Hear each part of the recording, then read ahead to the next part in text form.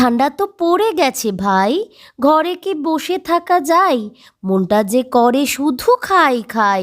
চলো এবার রোদে বসে বড়ি দিতে যাই। ঝোলের বড়ি দেবার জন্য মিক্সিতে বিউলির ডাল পেস্ট করে নিয়ে তাতে অল্প করে লবণ, আদা বাটা এবং কাঁচা লঙ্কা গ্রেট করে দিয়ে দিয়েছি। এবার নেটেতে একটুখানি তেল মাখিয়ে নেব, তারপর একটু জল নেব আর তাতে দিয়ে দেবো একটা কাঠি। আর ওইদিকে দেখো আমাদের লালবাবু দাঁড়িয়ে দাঁড়িয়ে দেখছে। এদিকে মামনিও ফেটাতে আরম্ভ করেছে বিউলির ডালটাকে। যত ভালো ফেটানো হবে তত হালকা বড়ি হবে, আর হালকা বড়ি খেতে বেশি সুন্দর হয়।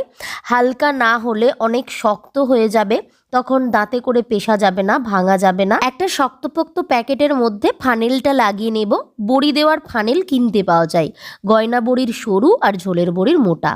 তারপর ওই প্লাস্টিকের মধ্যে ডালটা ভরে নিয়ে সুন্দর করে বড়ি দিয়ে দিলাম।